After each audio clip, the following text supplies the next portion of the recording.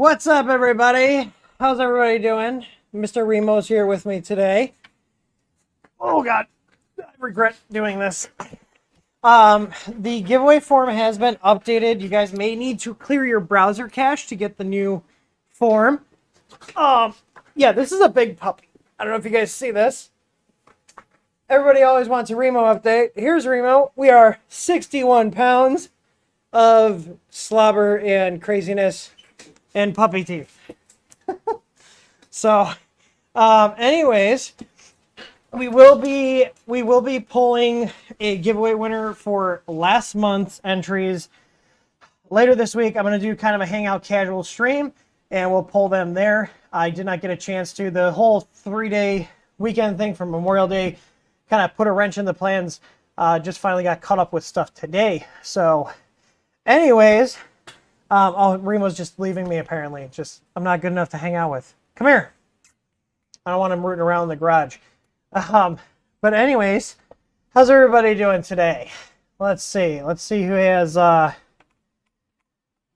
Let's see who's in our chat here. Hopefully Comcast behaves today. Fingers crossed. Actually, I've been giving them tons. I was giving them tons of crap, and Comcast. I mean, I don't like Comcast. I don't think anybody does.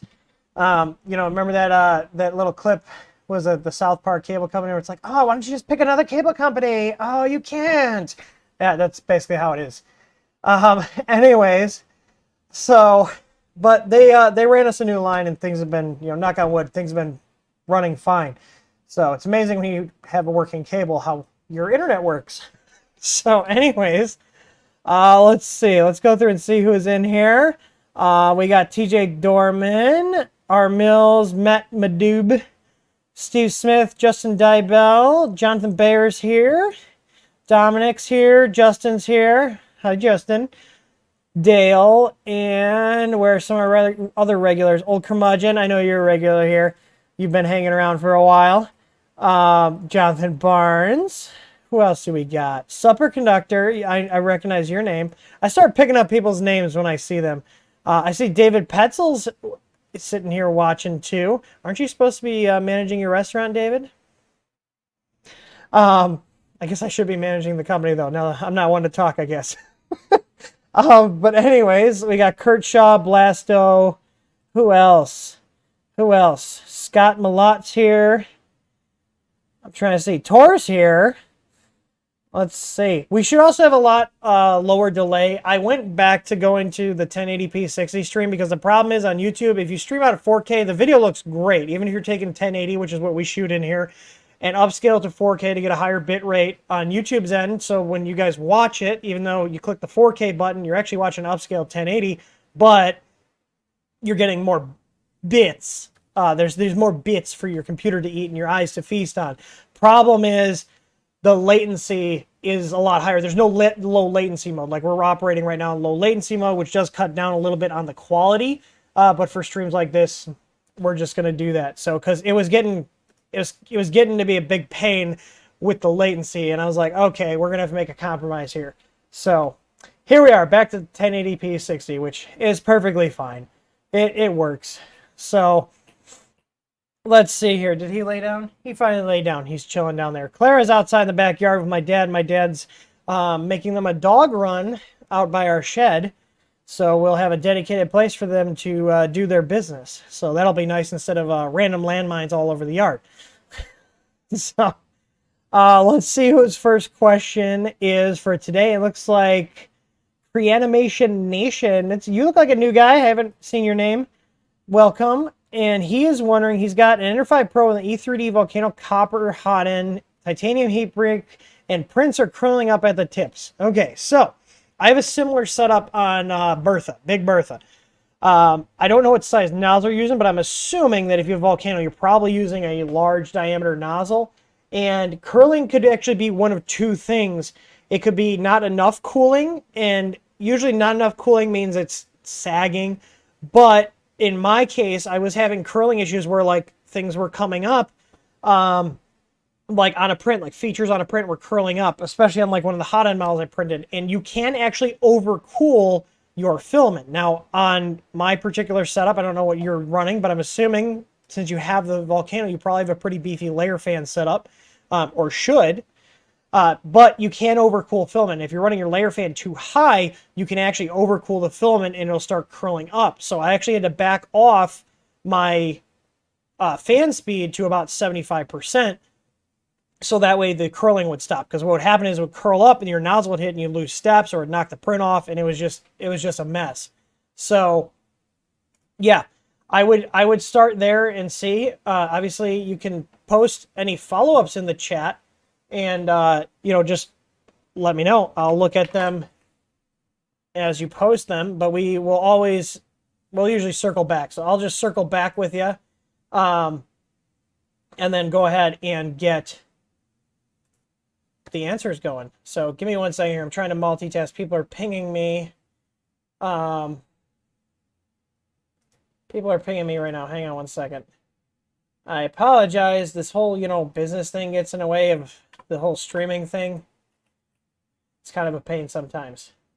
But anyways, my apologies. I'm just, let me reply to this one message here so our people can get back to work. Get back to work. All right. Anyways, so yeah, I would, it sounds like a cooling issue is what I would say there. Just working off of what I have.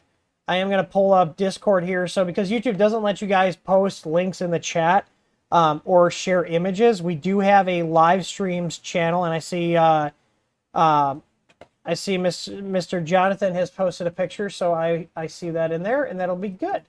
So, oh, one thing I did want to follow up with, if you guys did watch the SVO3 stream, is I had some concerns about how they were doing the hot end wiring with the ribbon cable, where they were taking 2 sets of 3 of those wires and put them together. They look to be 24 to 22 gauge wire, and looking up, combined wire gauges, they're just within the tolerance of what the hot end heater is going to pull, which is about 1.7 amps.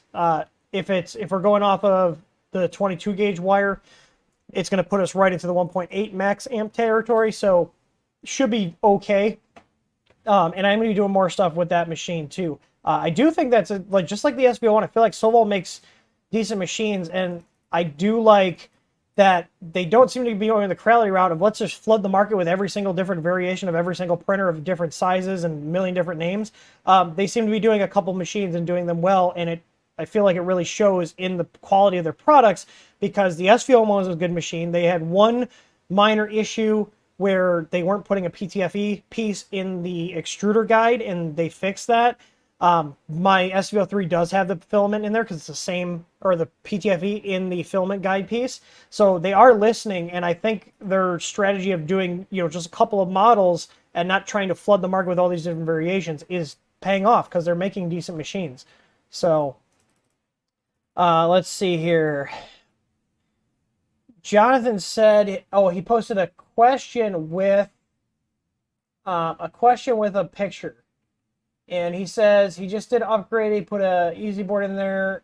He already had an easy ABL and easy out. After the calibration, the first layer print shows the following. And this looks like a classic case of mechanical, usually gantry. What was that? I don't know if you guys heard that, but he was just like, this looks like a case of where the gantry is skewed. And if you're working on the printer, it's really easy to hit it. But let's pull this. Let's pull that up. Jamie, can you pull that up for me? I wish I had an assistant to do my bidding, but I don't. It's all me. So you can see here now. Yeah, this is what it looks like. So, and I'm gonna go with. It looks like the gantry might be out of whack. It's like hot. It's not level. And what you can see here is it's further away on this side, and it's closer, and you can really see that it's closer. It's only a slight bit. I don't know what first layer height you're using, but one of the reasons we recommend you use 0.3 first layer height when you're doing prints is if you're slightly off, you're not even going to notice. But you can see here, like, these are a little more separated, but you start moving this way, and you get these little ridges here with the little wispies. This is showing that your nozzle's too close. Now, this really doesn't matter. This will probably print fine. But I would look at your X gantry. There's a video the edge detected called the X gantry rework, and that goes over squaring up your frame and making sure the gantry is aligned. The dual Z kits we sell for the Ender 3s eliminate this, because once you put it on there, you're going to actually lock the gantry in, and it's not going to let it, you know, go out of whack either way. But you can get it pretty well dialed in without having to put a dual Z kit or anything on there. But anytime you see some of this where it's like a uniform, you can see it's pretty uniform. It starts like right around here. It's kind of a slanted bed result. We do have a Help Center article in here. And I'll pull that up right now. If we just type slanting, you should get here how to fix a slanting bed leveling result. So there's a bunch of different sections on what to go through, what to check. Also, another thing that could cause this is if you have cables pulling up on your carriage. Like, let's say when it travels to the right, there's more stress on the cables and it's pulling the carriage up, especially if the carriage is loose. That can skew it, because the probe is only going to be as accurate as the mechanicals are on the printer. So if you have slop in your X gantry or your Z, like the wheels are too loose, your eccentrics are too tight, too loose, it can all influence how the sensor reads. So basically, the sensor is only going to be as accurate as the printer is able to move. So let's switch back over here. So hopefully that was helpful. I appreciate the picture. That makes it a lot easier, because you know, as they say, it's so cliche, but a picture really is worth 1,000 words, especially with this stuff. You know, usually if you post a picture of stuff, and this is really helpful too, if you're asking in, you know, Facebook groups or, you know, Discord servers, it's always best, especially if you're troubling a print quality issue, to post pictures, because a lot of people can look at that and then usually be like, oh, I've seen this before. These are the things that I've done to resolve this issue in the future, versus, you know, being like, oh, it's you know, closer on one side or the other. I've also seen the inverse, where it slants front to back, and that's usually a result of your Y belt being too tight, because as it travels further out, it's actually going to pull the carriage down. And that was an issue that I banged my head against the wall with on my CR10 a number of years back for like 2 weeks, because I just got it done maintenance. I over-tensioned the Y belt, and I was like, man, my ABL result is just all over the place. And rebuilt the printer, and you know, it ended up working fine after I rebuilt it. So I figured, oh, I had something wrong with it. Well, one of our other customers was battling the same issue, and he goes, I was dealing with the same problem. I loosened up my Y belt because it felt really tight, and all of a sudden everything started working. So you got to make sure you can go too far in either direction, whether it's, you know, the belt's too loose, the belt's too tight. You know, these printers are fairly simple, but it's a lot of little things that can add up to just, you know, hours of trying to figure out what the hell's going on. So I do see here, R. Mills is asking about on the Easy Board, which of the end stop pins is the signal pin and the ground? They would be the ones on the left, or the ground. So if you're looking at the board head on, it's the ones on the left. The ones closer to the terminals are the ground, and you can actually identify this. I'll show you. So on, you know, our board or other boards, if you're trying to figure this stuff out, you can look at how the PCB looks, and I'll show you what it is, because I couldn't remember off the top of my head. I had to look at a board.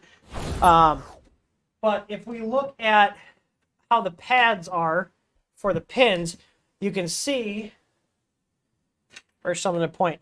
So we got our 3 end stop pins here, and your end stop pins are usually composed of, at least on like the Creality printers, which we follow the Creality ones because it's a drop in. I don't know why this other camera, there we go.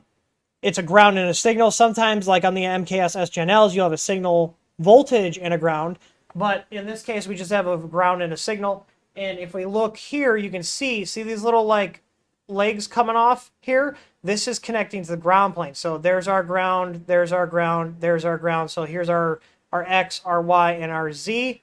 And these are the signal pins here, because you can see their pads are not connecting to the ground plane. This is the ground plane on the board, all of this copper here. So this is just one continuous way, or one continuous flow of copper that contains the ground. And you can see here that this connects to that ground plane, so that's how you can identify. You could also take a multimeter, and I'll show you that too. If you don't have good eyes or you don't have a nice, camera to look at things, you can also use a multimeter to probe it out to see. There we go. Sorry, that's how the cameras start up. So really simple here. And this is really helpful. If any of you guys are watching and you have a 3D printer, I'm assuming you have a 3D printer because you're watching. If you don't have a multimeter, get a multimeter. Now, if you're not sure, like, I don't know which one's ground, we know that this terminal here, on this board anyways, this is our ground, and these are all going to be on the same ground plane. So if I probe here, we're not going to get anything. But if I probe here I'm getting a beep. I don't know if you guys can hear that. But if I probe the left pin here,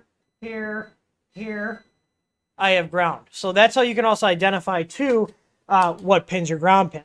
So now the other one's a signal pin. So I'm not going to get a reading out of there because it's going through the processor. So hopefully that's helpful. But yeah, and typically on your end stops, depending on what type of microcontroller it's using, if it's a 32-bit one, usually you'll get a 3.3 volt reading on a signal pin. If it's an 8-bit microcontroller, like on some of the older boards, you usually get a 5 volt reading on the signal pin. And yeah, that's all there is to it. Little tricks like that make wiring things up a lot easier. Get yourself a multimeter. You don't have to have, this is a fancier one. This one's like under $100. I really like this one. This is my one I use when I don't want to hook up to my bench one. I usually only use my bench one if I'm doing like higher level development, like, designing the easy board stuff, or trying to troubleshoot something a little more complicated. But, even a cheap one, like a $20 multimeter from Home Depot or Lowe's or Menards, if you're lucky enough to have Menards by you, just get one, because just being able to test voltages and resistances is huge for troubleshooting a lot of stuff on the printers. So, let's see here. Let me double check here. Anyways, moving on. Let's see who the next, let me see who the next question is. Oh, Creativation Nation, he was the one asking about the curling. He said he has your prints at 99% infill. That's a waste. Don't set your print to 99% infill.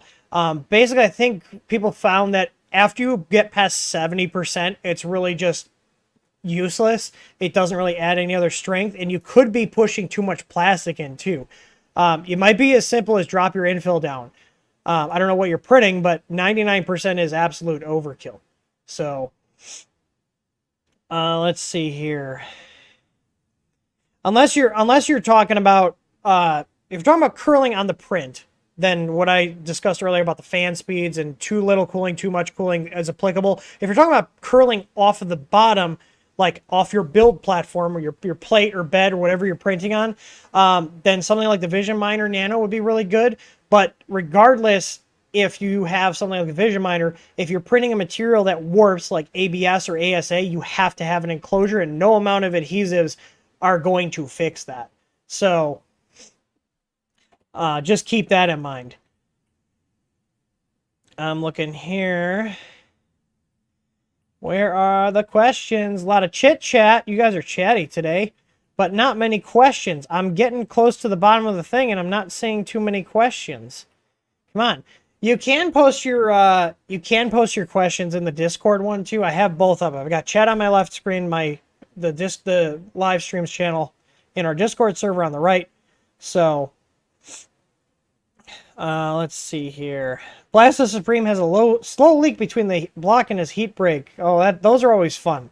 You should fix that before it gets worse. Superconductor, have I found a notification solution? I have not yet. I haven't had time to look into it, to be fair. Things have been a little busy here, and hopefully we can get out of the woods with all the crazy stuff. So, let's see here.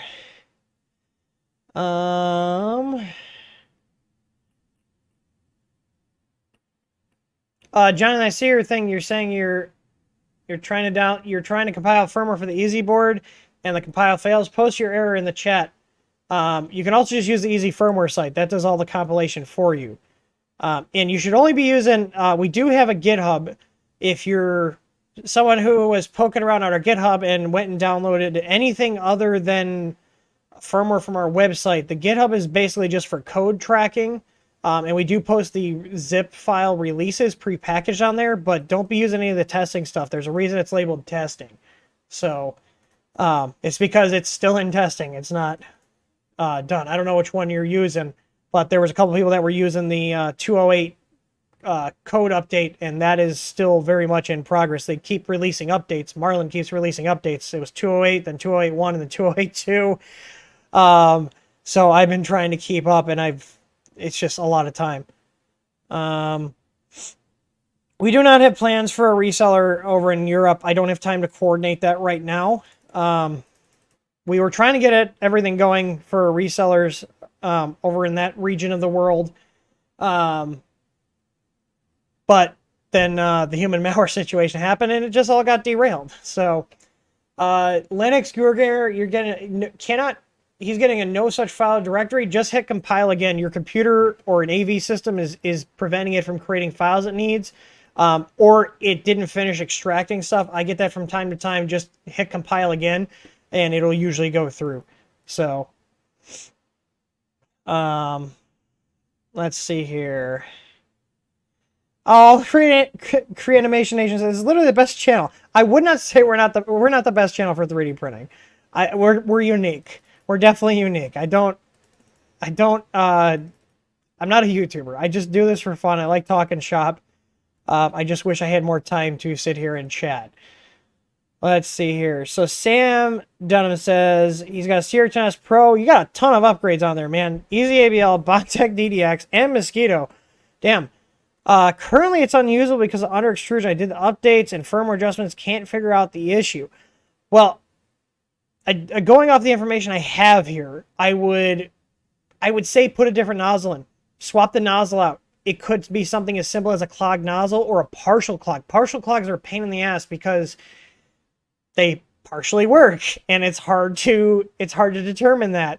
One thing I will say is make sure you have, I don't know what firmware you're using. If you're using the Easy ABL and you have a Sierra 10S Pro, I'm assuming you're probably using ours. And our firmware doesn't have this enabled, so you can't accidentally turn it on. But if you are using just straight Marlin, by default, Marlin has a feature called volumetric extrusion enabled. You have to disable it. We disable it in our firmware because nobody uses it. And if you accidentally turn that on, you'll get under extrusion like crazy. It's like on the LCD, it's like MM3 something. It's been a while since I've seen it because I disabled it in our firmware over 2 years ago. Because if you accidentally turn that on, it then puts it in volumetric extrusion instead of the standard type, and the name of the standard type escapes me right now. But basically, if you accidentally turn that on with a G-code, like a G-code command, which I did with Octoprint plugin years ago, I was fighting with this issue for a month until I realized what it was, and then I sought out and turned off volumetric extrusion. But start with something simple. Your under extrusion issue could be something as simple as your nozzle has a partial clog. Make sure when you're doing E-step adjustments that you're actually saving them to EEPROM. I like to put all my E-step adjustments into the firmware itself, because if you just do a calibration and you put into your EEPROM, you send the, it's not M84, M92, I think it's M92, but you set your E-steps, everything's printing great, you do an M500, you save it. The problem is if you go to update your firmware, you lose that value. If you reset your EEPROM, you also lose that value. So I like to, once I've established what printer has, its certain calibration for its extruder, I will put it into the firmware then. And then I save a copy of all my firmware builds into a file on into a folder on my computer, and each printer has its own folder. So if I need to go back and look at what the settings were for that particular machine, I have a copy of that. And if I want to update to a new version of Marlin or Unified 2, I can go back and just see what I turned on and turn those on in the new build. So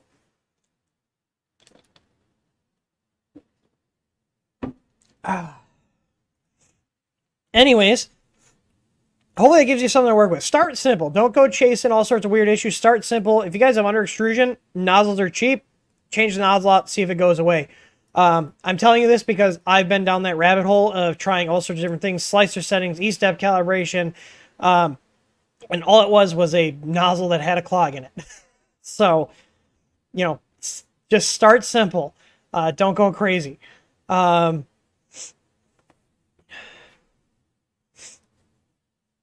Let's see. Soria is asking, I get better results. Oh no, it's just sorry, just a statement. Sorry, I thought it was a question.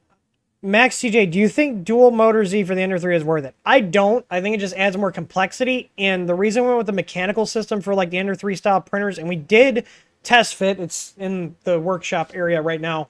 But the dual Z kit we sell that fits the Ender 3, the Ender 3 V2, the Ender 3 Pro, and the CR20 also works on the VoxLab Aquila. The reason I like the mechanical link is, one, there's no wiring changes. There's no VRFs to change. There's no adjustments on the electronic side because it's all mechanical. The thing I like about the belt linking system is it locks the gantry in. If you have two Z motors, your gantry can still get out of sync and tilt it.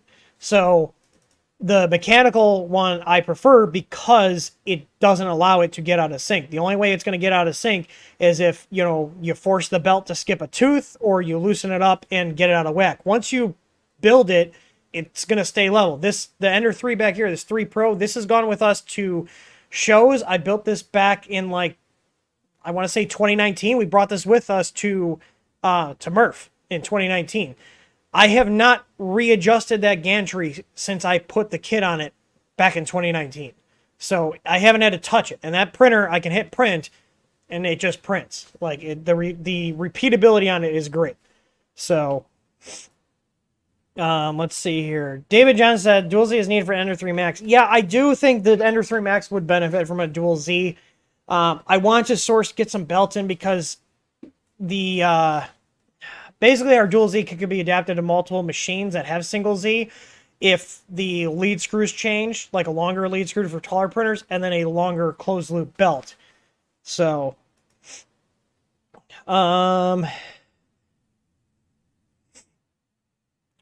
Kurt Shaw, does your Daedalus have plenty of strain relief on the Easy ABL? Had a wire broken on mine. I'm going to have to yell at Joe if he didn't give it strain relief. Mine does. Mine has like a little loopy-doo on it. But they also have a cable chain on there. So ping Joe and he should be able to take care of you. So, because he has sensors too. So we do as well. But I haven't had any issues. My Daedalus has been great.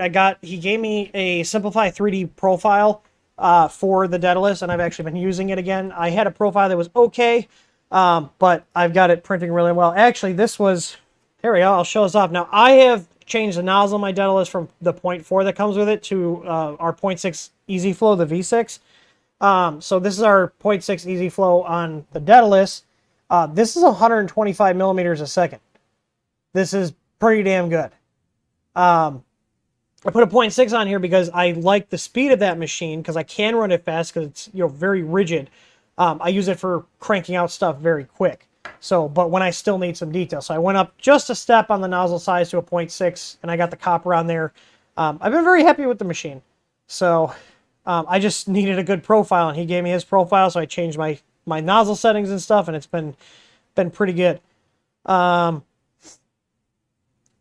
Sai is asking, his Ender 3 thermistor port is dead. Any solution? Well, unless you can reflow and change a processor, and then you also have the bootloader for that processor, you're going to have to replace the board. Typically, if your thermistor port just stops working, it's usually because something happened with the hot end where on an Ender 3, it'd be 24 volts where that voltage got into the signal pin and just cooked it on the processor. So I would take a look at your hot end and make sure that there's nothing there. The most common failure I've seen where people short their thermistor ports out, sometimes it just zaps the pin and it reads incorrectly. Sometimes it completely cooks the board. But it's when people are cleaning their nozzle or they're changing their nozzle. They get pliers in there, they short it out, the wire brush gets in there, shorts it out. You just got to be very careful. You don't ever want to run the risk of shorting out your board like that. Heat your hot end up and cut the power, like cut your AC power, because even if your hot end is off, so let's say you heat it up to temp to clean it or change the nozzle and you turn it off on the printer LCD menu, you still have 24 volts going to the heater cartridge because the MOSFET is actually switching the ground line. So yeah, just keep that in mind when you're doing it. Let's see here.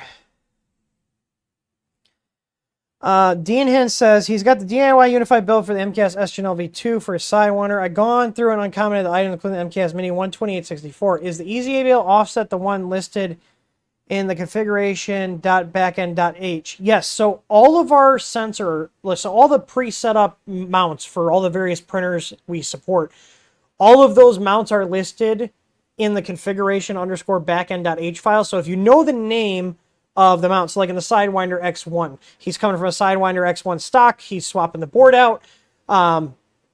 If you look at the Sidewinder X1 firmware and get the name of its probe, which is probably something like Sidewinder X1 OEM or something along those lines, we try to stick to a naming scheme that makes sense. If you search that name in the backend file, it will jump to the section that has the offsets. So you can then take those offsets that we've already measured. So if you're using the Sidewinder X1 OEM mount that we designed for that, you then have the measurements there. And I'll just show you guys. I'm like talking here, and I'm on a computer. Might as well just show you the code.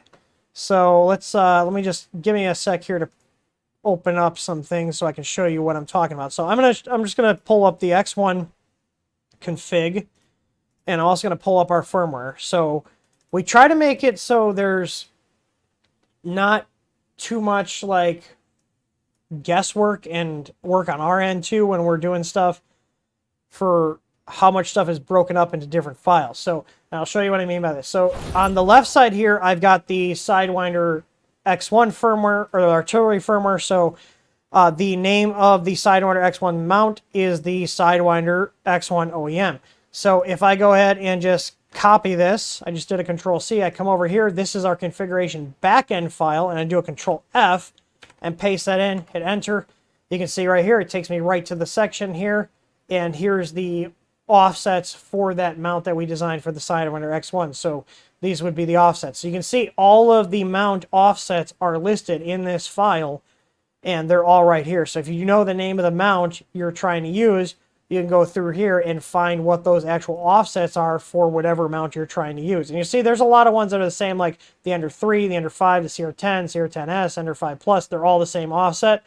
But this is where we store all the offsets. They go through here, and this file evaluates which ones are enabled, if any, and then sets the correct offsets based on what mount is enabled. So if I uncommented this one here, it's then going to take the settings from this block of code to set those offsets. And we've already pre-measured them, fitted them to a machine, so you don't have to.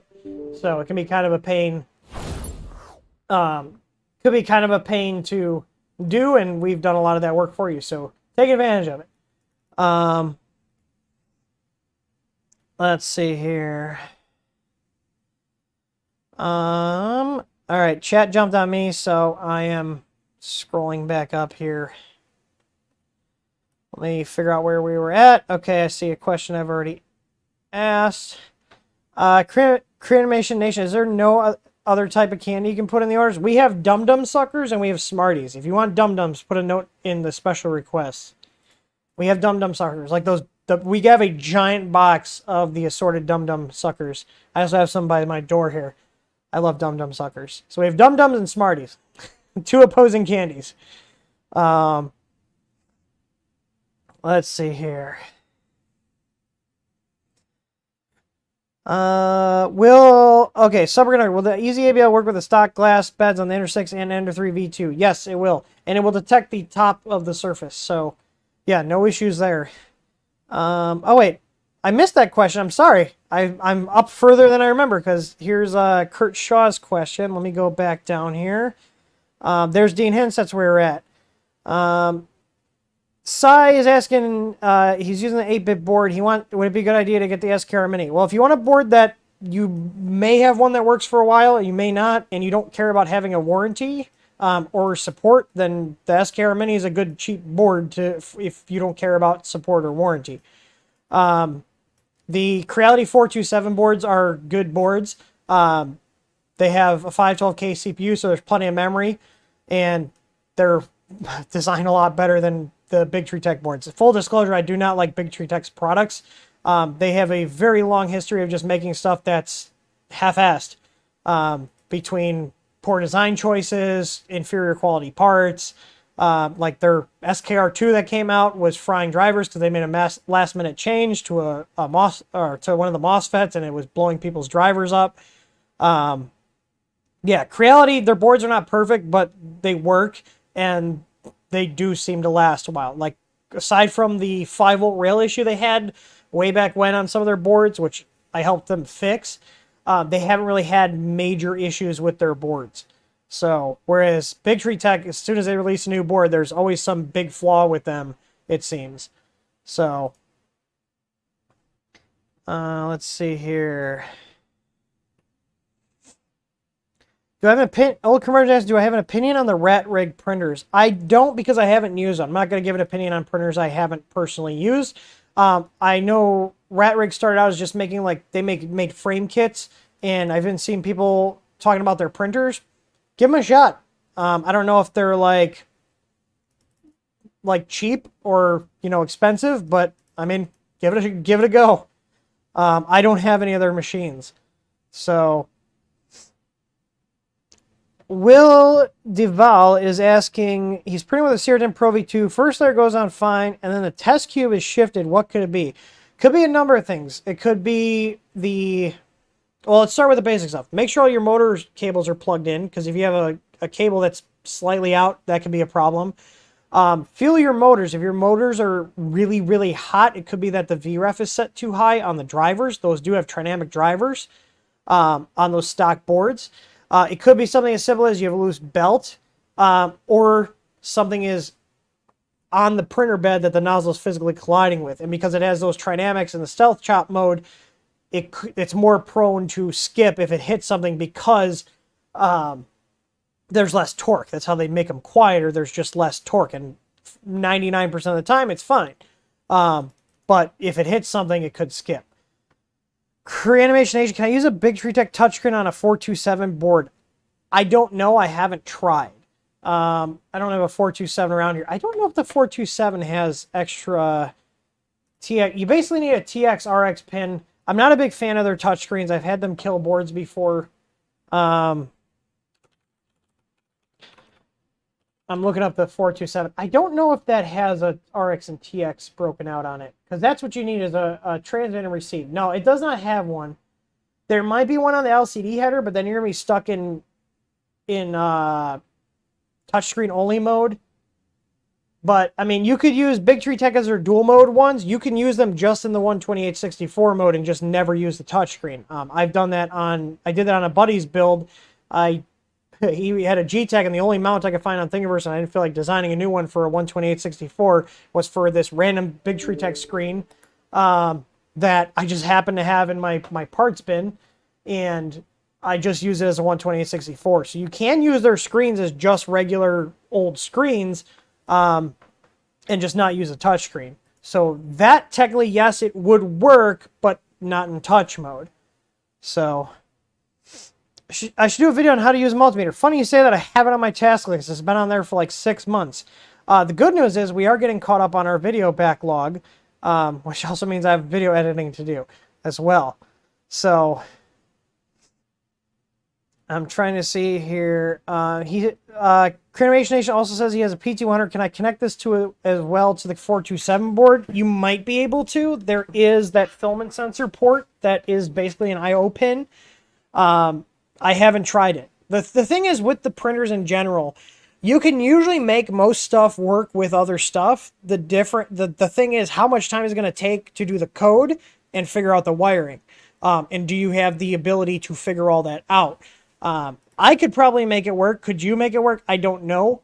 I don't really have time to putz around with it, but you know, in the general with the printer stuff, you can usually make most things work with other things. It's just how much time do you want to put into it versus just buying something that someone else has already figured out and documented, here's how to make this work with this, versus trying to reverse engineer stuff, if that makes sense. So, did I get a new workbench table? I did not yet. I had other stuff that came up. Casey Sweats asks, what's the difference between your EasyFlex Smooth and the textured sheets? Is there a particular reason to use one over the other?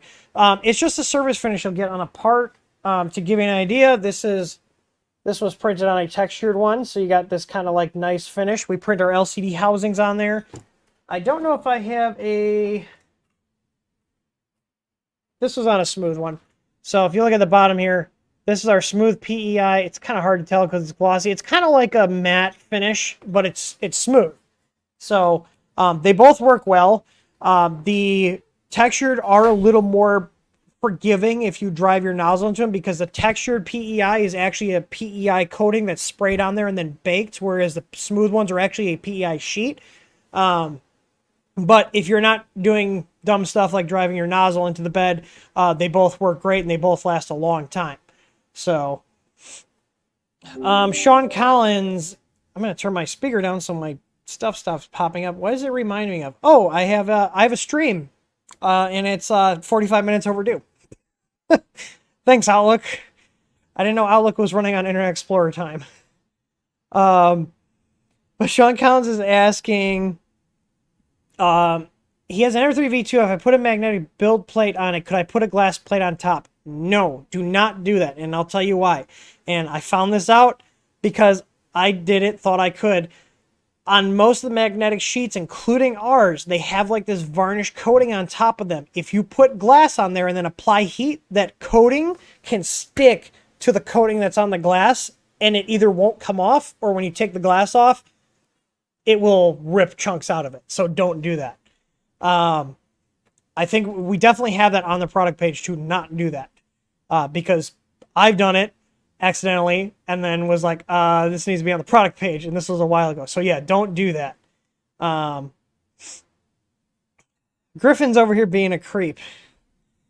Griffin, I'll talk to you offline about that. Unless you really want me to, send me a message on Teams. Let me know. Anyways, let's keep going on. What happened with the VoxLab Aquila firmware? VoxLab Aquila. Okay, we got some... I'm disappointed in VoxLab, and I'll tell you why. So, the VoxLab Aquila. Decent machine for the price.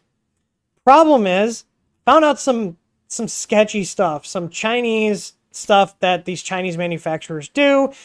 And I'm just going to call it a bait and switch because it seems like a bait and switch. So all the early models of the VoxLab Aquila, from what I can tell, is they came with an STM32 F103 RET6, which is a 512K chip.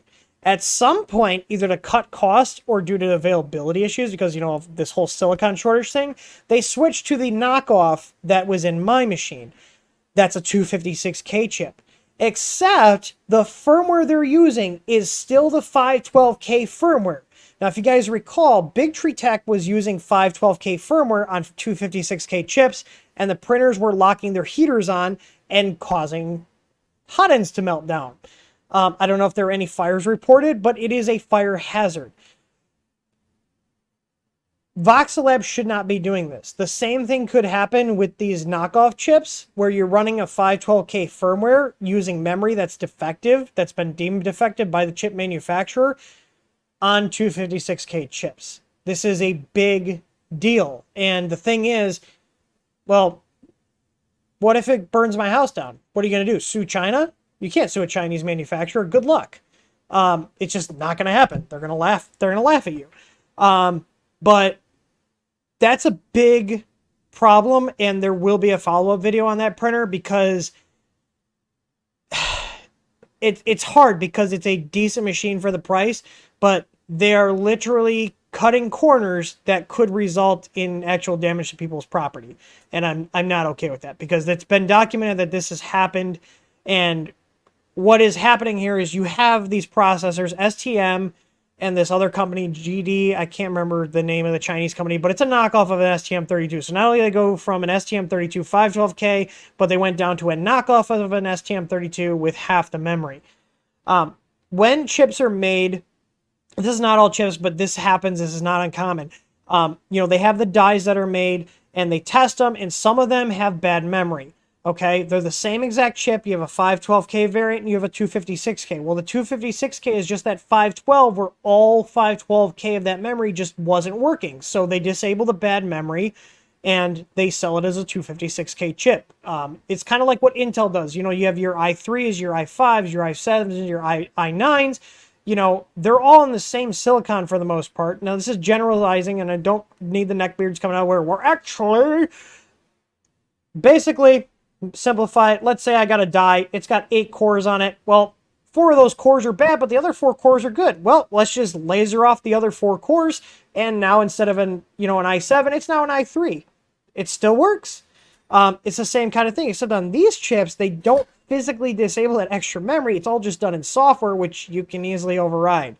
So, yeah, not good on VoxLab's lab's part. I'm not okay, because they did give me the source code, and I looked at the source code. I'm like, this is a 512K compile.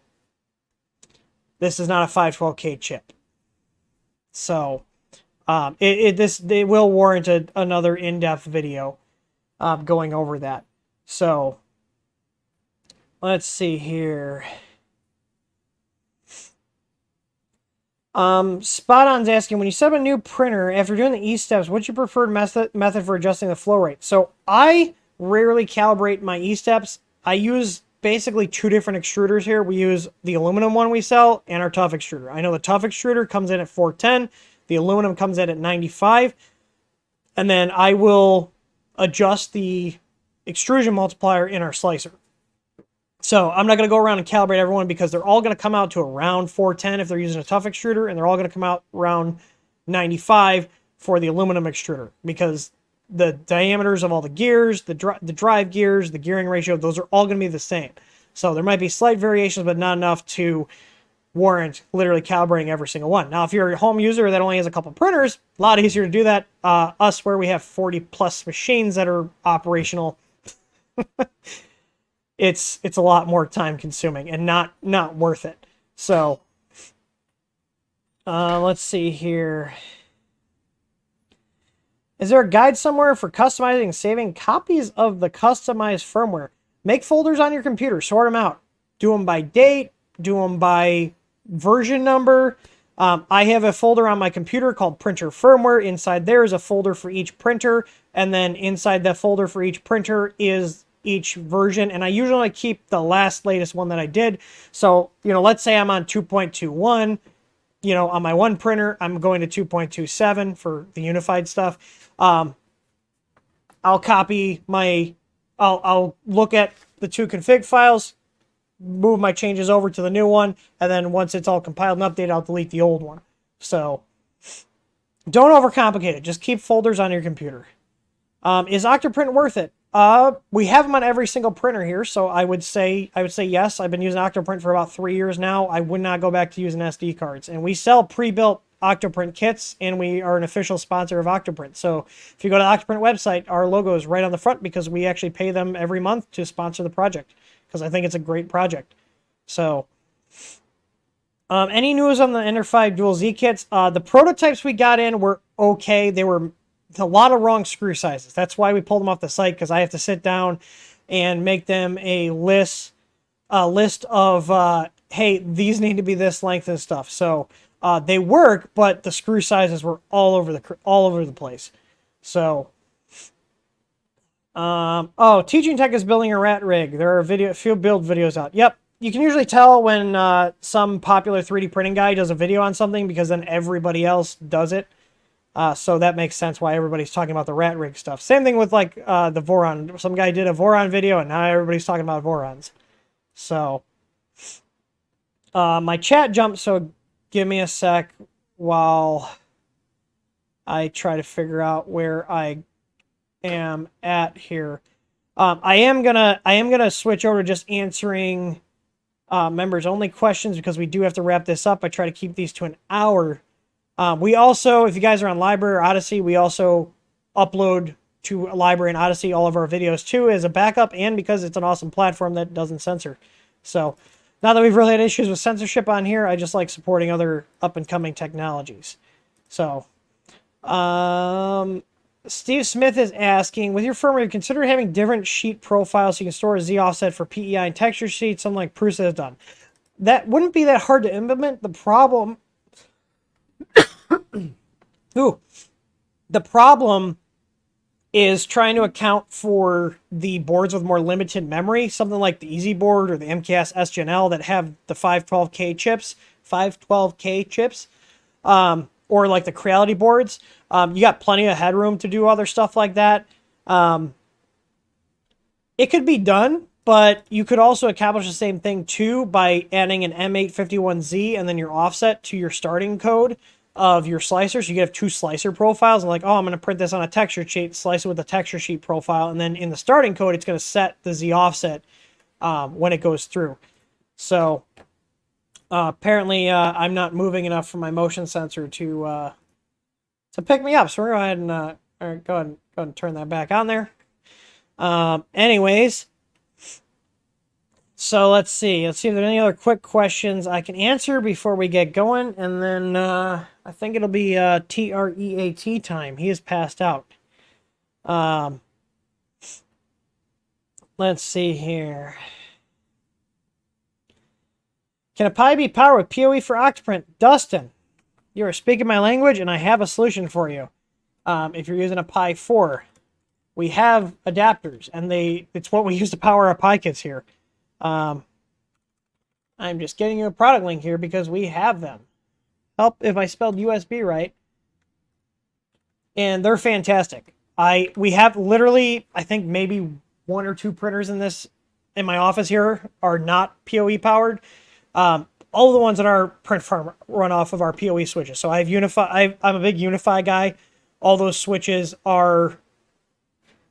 I just realized it turned off my LED cube when the motion sensor went off too. Let's go ahead and turn that back on. Anyways, big Unify guy. I have a lot of PoE switches. Almost all my switches are PoE. I have some that are like half and half PoE, half not. But powering Pi off PoE is clutch. I love it. Also, if I need to do a mass reboot, just bounce the switch and all the Pis reboot. So downside is too, you bounce the switch, all your Pis reboot if you're running prints. So yes, they also make like little hats that go onto them. I'm not a fan of those because they don't usually work in most of the Pi cases. I like the little splitters because they work with every case. It just gives you a USB and a network connection. So Justin's asking, what's the partner for DigiKey for the microSD card slot for the Easy board? I don't have that, and I think that is a non-US part. I have some, so you have me on Discord, Justin. I have some. If you just pay shipping, I can throw some in an envelope. Like I literally have. I have plenty of slots, so I can send you out some slots for my little personal stash. Or here's an idea: if you get rid of, if you just use Octoprint, you don't need to use SD cards. Wink, wink. Let's see here. If there's any other quick questions I can answer before we wrap this up.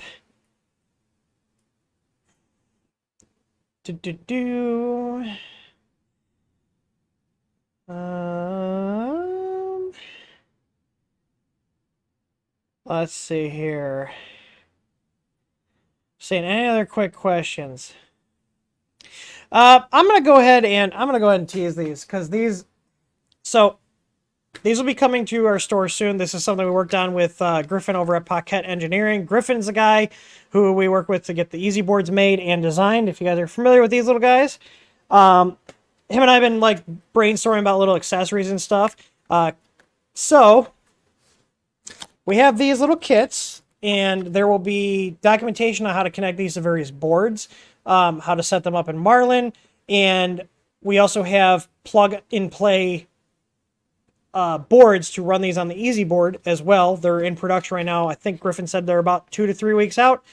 So these are a nice little kit, which I just dropped. Oh dear God. It just turned the live chat into an immersive reader. That was terrible. Anyways, let's just roll with it. So inside here we have a cable. We have T-nuts and a little Allen key. We have 2020 extrusion covers. And we have this. And these are the Easy Neos. These are 15 NeoPixels that will be plug and play with a lot of boards. These will work with like the MKS, the SKRs. They'll work with the Easy boards. We will have a little adapter that plugs onto the I/O pins here. and it'll get power from here. You do not power these directly off the easy board because this is fused at half an amp on the 5 volt. These need 5 volt.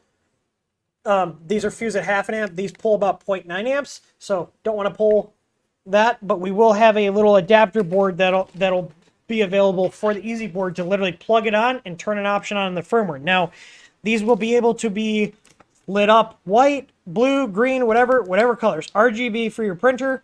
Don't sue me, Corsair.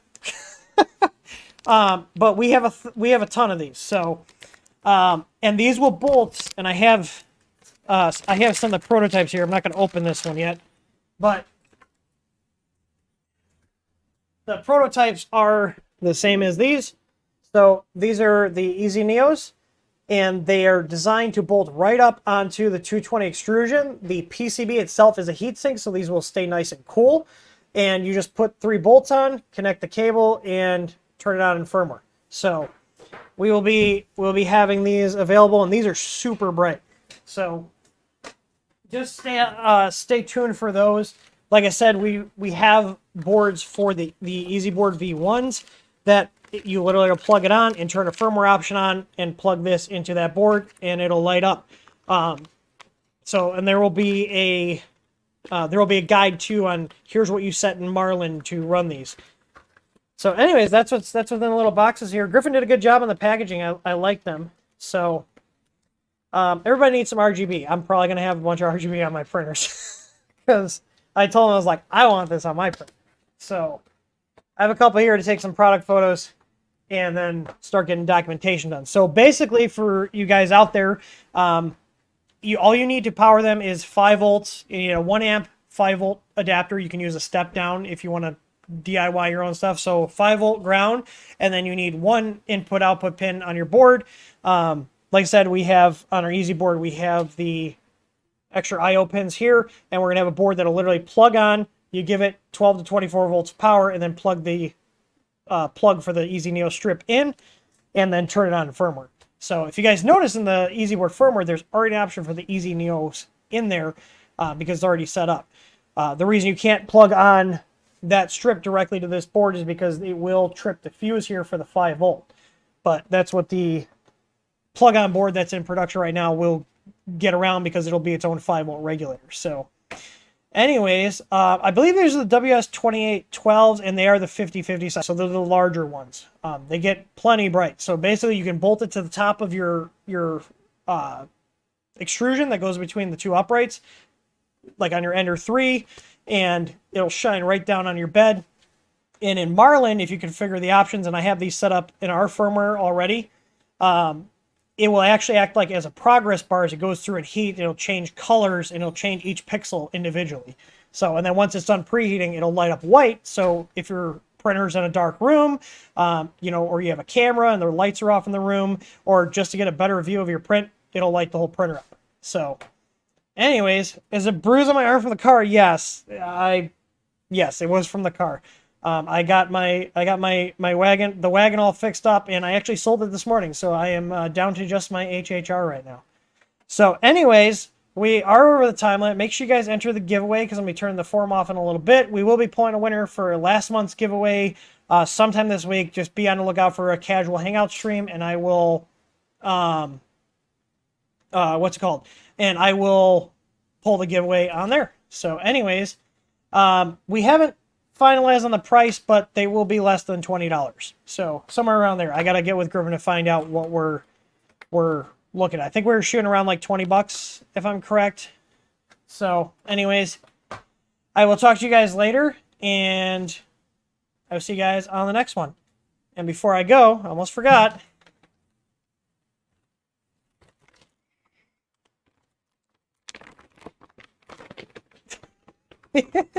He was dead asleep. Oh, do you want this? Do you want this? You gotta sit. Shake. Good boy. There you go. Good boy. All right. Talk to you guys later.